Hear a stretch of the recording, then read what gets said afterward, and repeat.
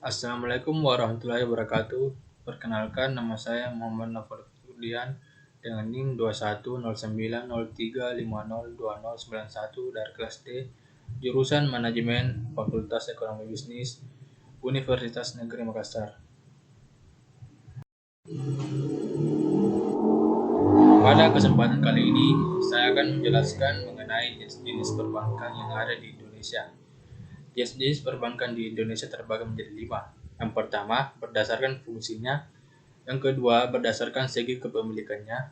Yang ketiga, berdasarkan segi statusnya. Yang keempat, berdasarkan segi menentukan harga. Dan terakhir, berdasarkan segi menurut target pasarnya. Pertama, saya akan menjelaskan jenis-jenis perbankan dilihat dari segi fungsinya. Ada 3 fungsi umum bank, diantaranya sebagai penghimpun dana. Bank adalah lembaga yang mengumpulkan dana atau uang dari 3 sumber, yakni setoran modal saat perusahaan bank berdiri, dana dari masyarakat luas dengan usaha perbankan, seperti deposito, giro, tabanas, dan lembaga keuangan lainnya. Yang kedua, sebagai penyalur dana masyarakat.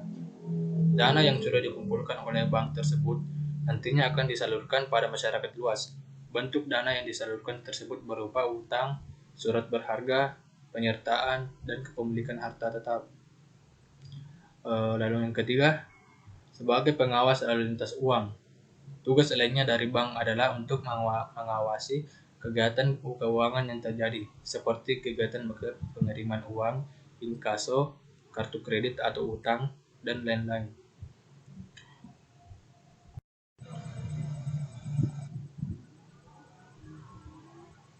Jika kita berpatokan pada undang-undang, maka terdapat 3 jenis bank di Indonesia, yakni bank sentral, bank umum, dan juga bank perkreditan rakyat. Jenis bank sentral. Bank sentral merupakan suatu lembaga atau instansi swasta yang memiliki tanggung jawab penuh terkait kebijakan moneter atau keuangan pada suatu negara. Tugas utamanya adalah demi menjaga stabilitas mata uang ataupun harga dalam suatu negara. Contohnya adalah mata uang rupiah di Indonesia. Nantinya, pihak bank akan mengendalikan laju inflasi pada satu negara, sehingga perekonomian pada satu negara akan sangat bergantung pada bank sentral. Pihak bank sentral juga memiliki hak penuh dalam membuat dan juga melakukan kebijakan moneter dalam mengendalikan jumlah uang yang beredar di tengah-tengah masyarakat. Selain itu, mereka juga memiliki hak dalam mengatur serta menjaga kelancaran sistem pembayaran tunai dan non-tunai. Terakhir, bank sentral pun mempunyai hak penuh dalam mengatur serta mengawasi perbankan lain agar bisa membatasi adanya risiko serta biaya krisis sistemik. Yang kedua yaitu jenis bank umum. Bank umum adalah bank yang melaksanakan aktivitas usaha secara konvensional. Intinya, bank ini harus mampu memberikan pelayanan jasa dalam lalu lintas pembayarannya. Badan usaha ini juga memiliki hak dalam mengumpulkan uang dari masyarakat. Nantinya, uang yang terkumpul tersebut akan dikelola oleh pihak bank dalam bentuk simpanan, yang mana simpanan tersebut akan diputar kembali untuk dijadikan sebagai utang pada pihak lain yang memerlukan pendanaan. Yang ketiga yaitu jenis bank perkreditan rakyat atau BPR. Bank Perkreditan Rakyat atau BPR adalah salah satu bank yang kegiatannya hanya akan menerima simpanan dalam bentuk tabungan, deposito berjangka, atau bentuk lainnya yang sama.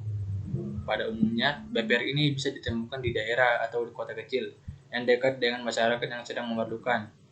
Contohnya dari BPR ini adalah Bank Desa, Lumbung Desa, Bank Pasar, Bank Pegawai, Bank Kredit Desa atau BKD, Lumbung Putih Nagara atau LPN, serta Lembaga Perkreditan Desa atau LPD.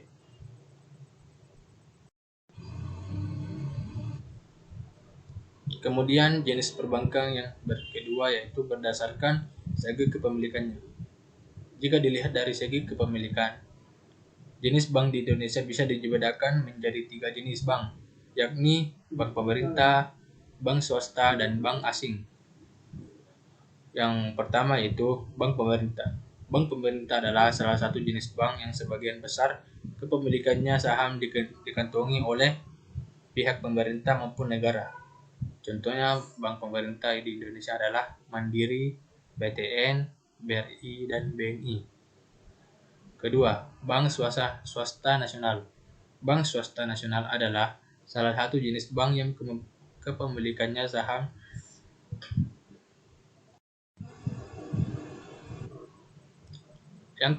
sahamnya oleh pengusaha asal Indonesia. Contoh dari bank swasta nasional ini adalah Bank Mamalat, Bank Permata, dan Bank BCA. Ketiga, bank asing. Bank asing adalah jenis bank yang mana kepemilikannya dipegang oleh luar negeri yang membuka cabang pada suatu negara. Bank ini pun bisa berupa bank pemerintah maupun bank swasta. Contohnya adalah HSBC, Citibank, dan lain-lain. Yang keempat, bank campuran. Bank campuran adalah perusahaan jasa keuangan yang didirikan lebih dari satu bank umum yang didirikan Badan Hukum di Indonesia dan Badan Hukum luar negeri. Bank ini sering disebut sebagai bank joint venture bank. Contoh bank campuran adalah Mitsubishi Buana Bank, Bank Ans Indonesia, Bank Sumitomo Mitsui Trust Bank Limited, dan Bank DBS Indonesia.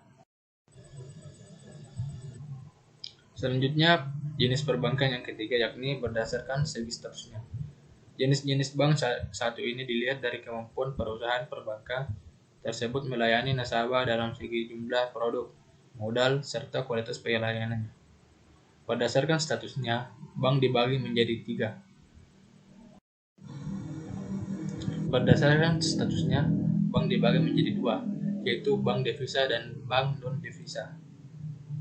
Bank devisa adalah perusahaan perbankan yang bisa melakukan transaksi luar negeri dan kegiatan lainnya yang berhubungan dengan mata uang asing, seperti jual beli valuta asing. Produk unggulan lainnya dari bank devisa adalah tabungan valuta asing atau mata uang asing. Contohnya yaitu Bank Mandiri, Bank Rakyat Indonesia, Bank Mega, Bank Permata, dan masih banyak lagi. Yang kedua yakni bank non-devisa. Bank non-devisa juga bisa melakukan transaksi luar negeri seperti bank devisa. Namun, wilayah atau negara operasinya dibatasi hanya untuk negara tertentu saja.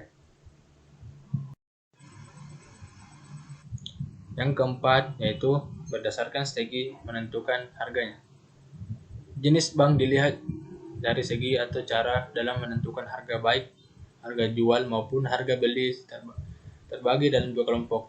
Yang pertama, bank yang berprinsip konvensional. Mayoritas bank yang berkembang di Indonesia dewasa ini adalah bank yang berorientasi pada prinsip konvensional dalam mencari keuntungan dan menentukan harga kepada para nasabahnya.